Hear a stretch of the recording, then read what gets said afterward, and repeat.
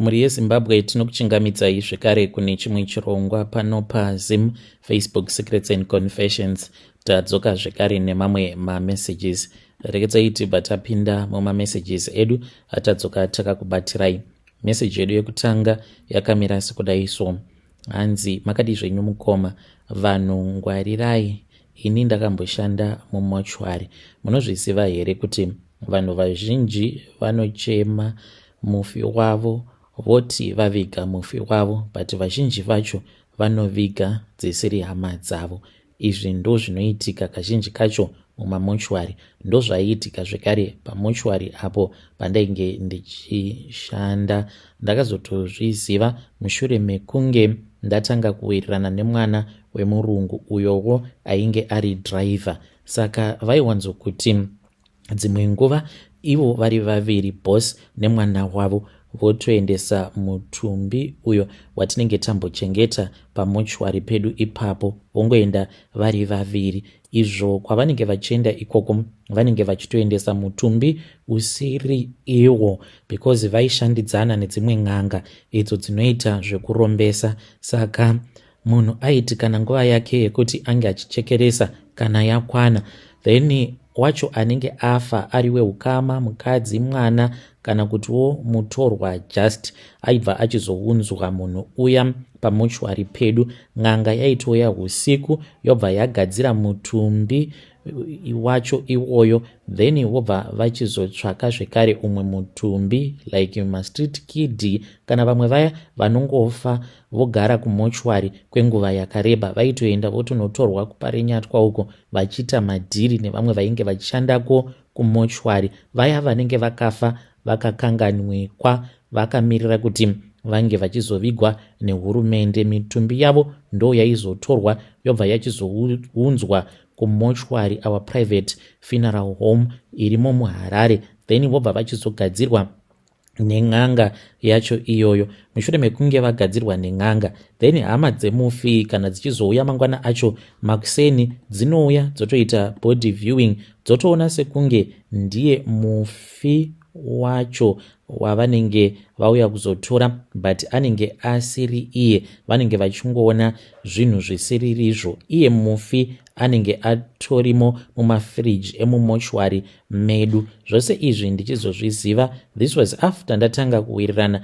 nemwana wemuridzi wemochwari. Saka aiva munhu wekuti aisvuta mbanje dzake achinwa doro. Ini ndaenda kuchechi, ndokusaka tainge tisiri very close. Saka ndakazotanga kudanana neumwe mukadzi ainge achinwawo doro. Saka ndakabva ndachizotangawo kunwa doro, ndokutotanga kutonwawo doro, ndikatanga kusvutawo fodya, then ndokubva ndachizotanga kuwirirana nemwana waboss. Saka aiwanzokuti kana adhakwa zviya aitanga kuchema zviya zvekuti anenge achirwadziwa nezvose izvo zvaainge achiita nababa vake. Mutoro wacho wainge wakanyanyisa kwaari, saka zvaizobuda kana adhakwa. Nerimwe zuva mushure mekunge tanwa doro usiku hwose, mangwana acho makuseni ndakamuka ndichimubvunza kuti ko zvimwe izvo zvaainge akandiudza zvainge zviri zvechokwadi here. Akavhunduka mukoma, yet painge pasina kana chaainge ambondiudza. Ndainge ndichida kungoziva kuti ko sei aiti kana anwa doro aitanga kuchema achiti hasi baba makaoma, baba makaoma, zvamunoita mwoyo wenyu wakaoma. Ndo paakabva achizondiudza kuti baba vake ivo vainge vakaromba, sekuru vake vainge vari n'anga. Baba vake vakatanga kuita zvekuharvesta mabody parts mushure mekunge vauya muHarare. Ndo pavakatanga kuita izvozvo zvekuharvesta mabody parts avo avaizonopa baba vavo, vakachizotanga manje mochwari chiitira kuti vange vachizowana mabody parts mune zvakanaka. Akandiudza nyaya dzose mukoma. Mushure mekunge andiudza akabva atoti baba vatozviziva. Ndikati ko indava uri kuti baba vako vatozviziva kuti pane zvawandiudza? Akati nzeve dzangu dziri kuvava. Saka zvinoreva kuti baba vatozvinzwa, because zvinhu zvavo zvinenge zvatouya pano zvikatonzwa ndichikuudza nyaya dzose idzi. Mukoma ndaitofungidzira kuti ndichapinda busy, but ndakazoti ndaenda kubasa vakandidaidza kuofisi kwavo. Ndichingonopinda muofisi, mukoma maita kunhuhwa mushonga, uye zvekare vainge vachisvuta bute mainhuhwa mushonga vakagadzika hari patable. Ndakatoziva kutoti pane zvavainge vachida kundiratidza, vakanditi gara nechepa pachikoore. Vainditi chikoore ameno kuti why, because yainge isitombori surname yangu. Ndagara pasi paya ndopavakabva vachizondiudza same nyaya iyo yandainge ndakaudzwa nemwana wavo. Vakabva vatonditi ndige ndichigadzirira. Musi iwoyo ndakatengerwa sutu yeblack ndikanzi ndinge ndichidriver imwe Benz iyo yaiwanzokushandiswa nemwana wavo. Saka ndaishandisa Benz iyoyo, ndo yandakadriver ndichienda nayo kwaMurewa. But takaenda kwaMurewa mukoma nemutumbi usiri iwo. Mukadzi uyu ndinorangarira kuti paakaunzwa mutumbi wake takamuisa mufreezer namba 38. Akaunzwa neumwe murume ari 1, but murume uyu ainge achitozivana naboss. Murume uyu akazozivisa hama dzake 6 days mushure mekunge amai vake vashayika. Ainge akashandisa amai vake pamhiko dzake idzodzo dzehurombwa.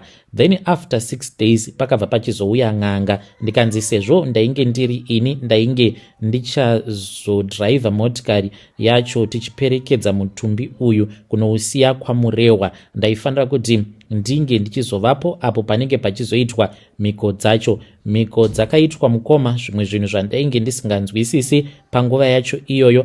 Then ndo apo pandakabva ndachizonzi ndaifanira kuti ndinge ndichipinda mukofini. Ndakapinda mukofini ndikavharirwa ndikaburitswamo mukofini, zvikanzi ndinge ndichipinda zvekare. Pandakapinda mukofini ndichinorara mukofini, this time ndakarara ndakatarisa pasi. Hanzi kwainge kuri kuzokanganisa mweya wemufi kuti usazombofa wakanditeverera mweya wacho iwoyo. Mushure mekunge ndaita saizvozvo ndakapiwa shinda yered yandakanzi ndinge ndichisungirira muchiuno mangu kuzonosvika ndasvika nechitunha ikoko kwaMurewa.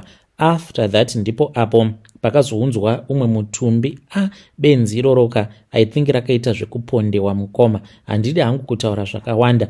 Mukadzi uyo wacho ainge achinzi ndiye wataifanira kuti tinge tichizoenda naye kwaMurewa. Takazomubvisa mu38 tikamuisa mu3B. Then ndokubva tachizotora mutumbi webenzi riya randakati painge pasina kujeka.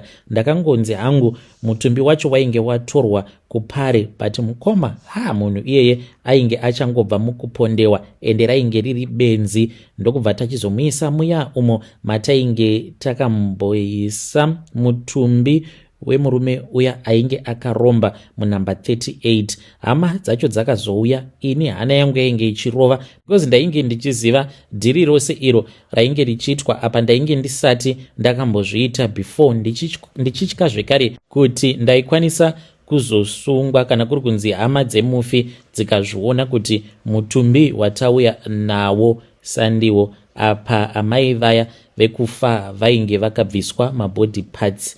Mukomanashe ini hangu handina kukwanisa kuzviita. Ndakapiwa banga ndikanzi ndinge ndichivacheka rurimi rwavo. Ndaita kudedera ndichitya kuvacheka rurimi rwavo. Nganga iya yakabva yandita rafu ikanditi iwe enda kure uko, ikabva yazotora banga kwava kutanga kucheka mukoma. Ndakarutsa same time, even though ndainge ndava nenguva ndichishanda mumochwari, but ndainge ndisati ndakamboona panobviswa munhu mabody parts ake. Saka rurimi rwacho irworwo rwakabva rwachizoiswa mune mbiya, but mbiya iyoyo yainge yakangoita ndiro kuita kunge dinner plate iri flat. Mbiya yacho ndo makaiswa rurimi rwuya, ndokubva rwachizotorwa. Then benzi riya rakazosimudzirwa musoro. Benzi iroro rakavigwa rakatsamhira rurimi rwemukadzi uyo ainge abviswa mabody parts. Zvichiitwa zvose izvozvo hanzi kuitira kuti benzi iroro kana rikada kuzomuka uri mweya wengozi kana kupfuka, unozotomuka watova mudzimu zvekutoti vanhu vanototamba vakatoridza ngoma vakatobikira mudzimu vachiti wadzoka, nekuti parinenge richida kutaura uri mweya wengozi amai vacho vanobva taura ivo vanenge vachitozviona sekunge vakatovigwa zvakanaka. Mamwe maparts handizivi kuti akaendeswa kupi. Mukoma hana yangu ichirova kudaro, ndakatoshamisika kuti hama dzaamai ivavo itoona sekunge zvechokwadi uyo wandainge ndakaradzika patebhuru mutumbi wacho wainge uri mutumbi chitunha chehama yavo. Tapedza kuita saizvozvo, mutumbi wakapfekedzewa mukoma ndokubva tatouisa mukofini. Ndisu uyo Tande takananga kwamurehwa, asi takazoenda kwamurehwa the next day. Pane mashura akatomboitika murodhi, asi ndainge ndakanzi kana ndikanzwa sekunge motikari inenge yava kuita sekunge isisina simba rekudhonza, ndaifanira kuti ndige ndichizopota ndichizvikwenya-kwenya pachiuno pangu apa pakanangana nesikarudzi. Ndozvandaiita. Motikari yobva yawana simba, yobva yatanga kudhonza, kana pari pakukwidza makata yotokwidza zvakanaka. Takasvikako mukoma, vanhu vakatanga kuchema. Painge pakazara vanhu vekuchechi, vehukama, vemuraini vachitochema, asi chavainge vasingazivi ndechekuti munhu uyo wavainge vachiti ndiye mufi wavo ainge asiri iye. Vakamuchema mufi wavo, vamufundisi vakanamata, vakaita munamato uya wekuti ivhu kuivhu, munhu wava kudzokera kuivhu. Vapedza saizvozvo, vanhu vakatokanda ivhu muguva, ndokubva vavigwa amai vaya, asi rainge riri benzi. Ndikabva ndachizodzoka zvangu kuHarare. Tadzoka kuHarare mukoma, ndakangoramba ndichingoitiswa madhiri iwawo until ndazozviudza kuti ini handichakwanisi. Asi chakandishamisa mukoma ndechekuti takazochengeta chitunha chaamai vaya egore rose mukoma. Mishonga iriko, vanhu vanosviniwa variko. Takachengeta mutumbi wemufi 1 year. Mwedzi woga woga murume uya aiuya nemari ma-US dollars cash, ndisingazivi hangu kuti yainge iri mari, to keep the freezer running. When Zesa was down, aititengera magenerator. Dhiziri iri ndo ratakazokumisidzira rimwe racho tava kutoshandisa. Bosi vangu vakatotenga bhazi. Chitunha chemukadzi iyeye hachina kana kumbogara chakashata. It never decomposed. Waiti kana ukamutarisa, the skin stayed fresh, sekunge munhu ainge achangobva kufa. Uye zvekare vamwe vainge vasingatotendedzwi kuibata freezer iyoyo, yaingovhurwa usiku. Ende ndakacherechedza ndikaona kuti nzara dzake dzakaramba dzichingoreba, uye zvekare nevhudzi rake rakaramba richingokura sekunge ainge achiri mupenyu. Ndo izvo zvakaitika kuzonosvikawo ndichizongonosiyawo basa. Munoziva here mukoma kuti ndakatengerwa motikari nemurungu wangu. Ndakatengerwa Fortuner yangu nemurungu wangu. It was a 4x4 SUV Fortuner. Hey, vedare ndo message iyo yandakatumidzirwa ichibva kuna mukoma vedu. Hanzi nyaya dzandinadzo dzakawanda chaizvo. Dzimwe nyaya dzandaiona dzichiitwa nabosi vangu. Hey, pakaipa. Vakatengerwa motikari nabosi vavo, hanzi Toyota Fortuner SUV 4x4. Ivo vabva vatumidzira zvekare imwe message, hanzi mukoma, bosi vangu ava vaiva neimwe hama yavo uyo wandichati Lamek. Lamek uyu akazongotanga kungopenga, ainge ari makanika kunzvimbo inonzi Glenview, ndo kwaainge achigara achishanda. Akangotanga kungopenga, then one early morning akazowanikwa akafa asina chaainge akapfeka. Mutumbi wake kunze kwekuti unge uchitanga waendeswa kupare, wakangounzwa kumochwari kwaBoss Street pasina kana statement remapurisa. Ndo zvimwe zvezvinhu zvaiitika izvozvo zvainge zvisinganzwisisiki.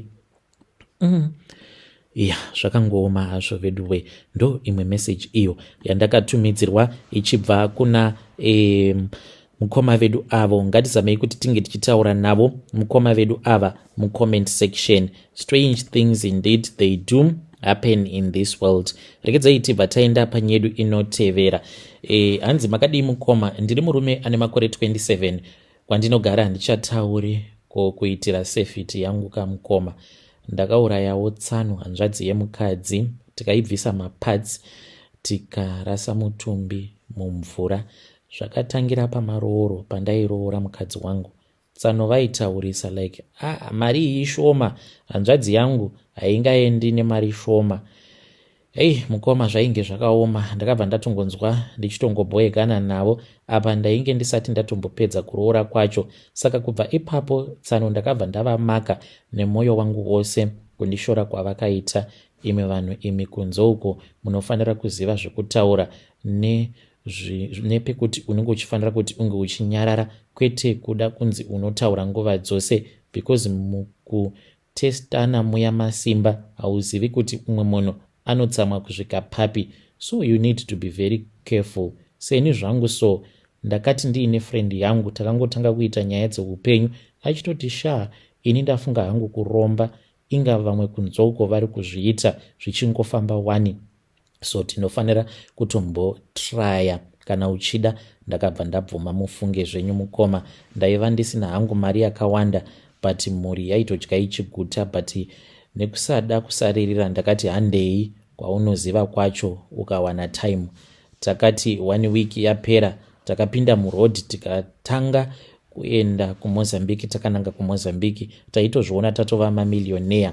Paya takati tasvika sekuru vacho vaiva vakaita kachembere ndokutirombesa. Ini ndakapiwa mhiko ndokunzi panoda chibayiro. Ndikafunga kuti Tsano vaya vakandivenga ndo vanoita zvikanzi toda mapatsi avo. Ndo patakabva tachizopiwa mari tikapiwa vamwe varume vanobva kuMozambique tikanzi ivo ndo basa ravo, vanowanzokuya muZimbabwe kana kuri kunzi panenge paine mabody parts anenge achidiwa, votsvaka vanhu vekuuraya vodzokera kuMozambique, vanoshandisa mishonga. Tsano vangu ava mukoma vakaita zvekungopondewa, ende ndo pandakabva ndachizodzokera kuMozambique. Mapatsi acho hatitombozivi kuti vanhu vacho vakadzokera nawo kuMozambique sei, nekuti ivo vanhu vacho unongovaratidza munhu waunenge uchida kuzosacrifice, voita basa ravo vodzokera. Apa vanofamba nedzimwe motikari dzekuti haungambofungidziri kuti vanhu ivavo vanoita zvekuuraya vanhu vachitora mabody parts. Vanoshandira n'anga dzakati wandei dzekuMozambique. Handizivi kuti sekuru ava vakadii nemapatsi acho, but mhiko mukoma kurara nevarume seni 2 weeks pamwedzi. So Tsano vakafira kutaurisa kuda kunzi vanoziva manje inini nditori mukwashamboko chaiye. So ndo nyaya yangu mukoma, mozondiudza muchinge maposta, ndichange ndichizotevererawo ndiri mucomment section. Ini hangu handina kana chandinotya pasi pano, ndinotoraramirawo kutodya joy. Ndirimo mumagroups evamwe vanhurume vanoita zvekutengesa miviri yavo muno muHarare. Hakusi kunzi ndine basa nazvo izvozvo, asi ndinenge ndichingozviitira kuzadzikisa mhiko dzangu. Vedare ndo message iyo yandakatumidzirwa ichibva kuna mukoma vedu avo. Hanzi ndo mhiko dzangu idzodzo, zvakangooma hazvo vedu we. Kune vaya vanenge vachiti toda varume vane mari. Just imagine wasangana naye achidriva zimotikari rake rakanaka, izvo anenge atori munzira zvake achibva kuMozambique, atumwa nen'anga dzekuMozambique kuzotsvaka vekuuraya, odzokera kuMozambique nemapads. Pakaipa. Regedzai tibva taenda panyedu inotevera. Hanzi mukoma makadi zvenyu, ndaishandira umwe muNigerian pandakaromba when I was 25. Saka kusvika pari nhasi handina mumvuri. Ini kuromba kwangu handitendedzwe kuti ndinge ndichizongofamba ndichizvishambadza, inga havo vamwe avo vanokwanisa kusheya nyaya dzavo. Mukoma chinorwadza panhau dzekuromba muchizoona vanhu vose ava vanouya kwamuri vachitaura nemi, hakusi kunzi vanopenga vanhu ivavo, but life can get so lonely. Hakuna chinhu chinorwadza sekutakura secret yekuziva kuti hauna mumvuri wako wakautorerwa nemaNigerian mukunoromba kwako kwawakaita. It is a secret yekuti wega unotanga uchazvisimbisa uchiti mari inonakidza. Mari inosvika pakubhohwa zvekuti unoshaya kuziva kuti uchaita sei nayo mari yacho. Apa mari idzi dzeurombwa haungoiti zvaunenge uchinzwa kuda nadzo mari idzodzo. Unokwanisa kutonzi vhiki rino uchaseva sadza nemunyu, hausi kufanira kuti unge uchitenga zvinonaka zvokudya, inguva yako yekuti unge uchimbotambura. Saka pakadaro unogumisidzira wava lonely. Worst of all, kana ukaita munyama wekunzi hautendedzwe kuti unge uchiroora. The loneliness sometimes it gets so tough. Saka mukoma, kana vanhu vakatouya kwamuri vachiti vakaromba, ndinokumbirawo ndochikumbiro changu kuti munge muchitaura navo nenzira dzakanaka, musingazovaiti rirafu, motongovanzwisisawo kutoti imimi munenge matovawo point of contact. Munhu anenge achitozvizivawo kuti ndawanawo munhu wekukurukura naye ndichimuudzawo zvose izvo zvakaitika mukunoromba kwangu kwandakaita. Vedare ndo message iyo yandakatumidzirwa ichibva kuna mukoma vedu. Hanzi vose avo vamunoona vachiuya kwamuri chikuudzai nyaya dzavo dzose dzehurombwa, munofanira kuvaitirawo patience nekuti munhu anenge atori lonely. Ngatitaurei nezvayo nyaya iyoyo mucomment section.